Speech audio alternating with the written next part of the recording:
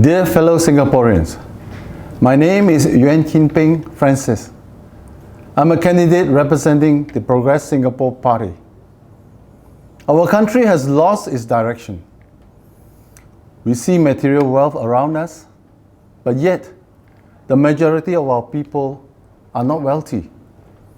We see a gleaming city skyline and impressive mega infrastructures, but we also see our elderly folks picking cardboards, cleaning tables at food centers, or being homeless. Our youth are struggling to find their first job after graduation. And tens of thousands of our PMETs are out of job.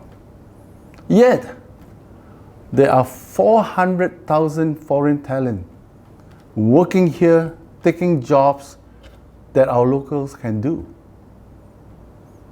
Something is very wrong with the way our country has been run.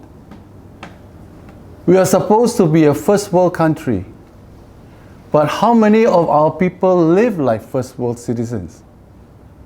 The truth of the matter is that the wealth and prosperity that the pioneer and Merdeka generations have worked so hard to create are not shared. Only an elite minority class get to enjoy the fruits of our labor. Income inequality is widening and has divided the people into the have and have not. This is tearing the social fabric and undermining the unity of the people. The livelihood of our average household is burdened by ever-rising cost of living, unaffordable healthcare and housing. The CPF, which started as a retirement scheme, can no longer serve this purpose, as savings are largely soaked up by housing and medical commitments.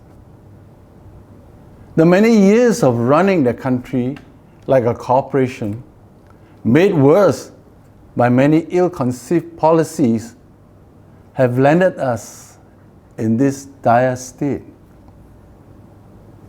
We need change. At the macro level, we need to restructure our economy to deal with the post-COVID environment. We have become overly exposed to vulnerable industries like tourism and overly reliant on construction activities to bolster GDP growth.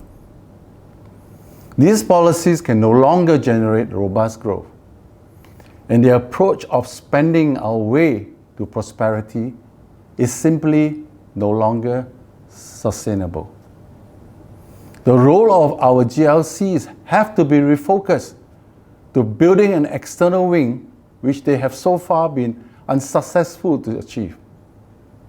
To do that, we need right leadership with experience and business acumen.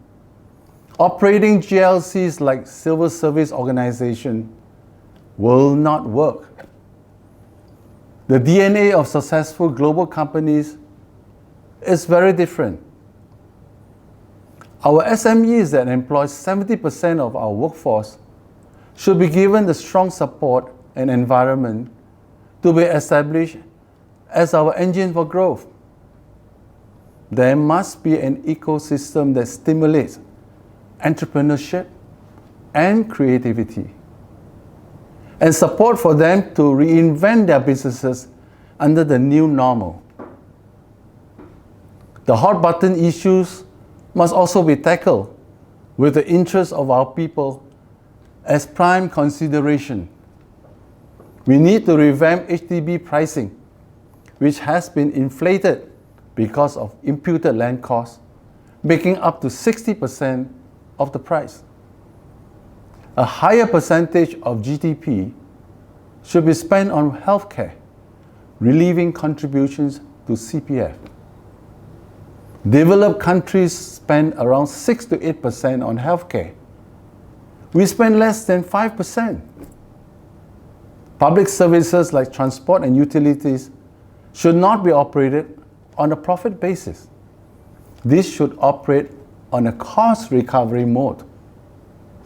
There should also be a freeze on increases in tax and levies for the next 5 years, and exemption of GST for essential goods and services.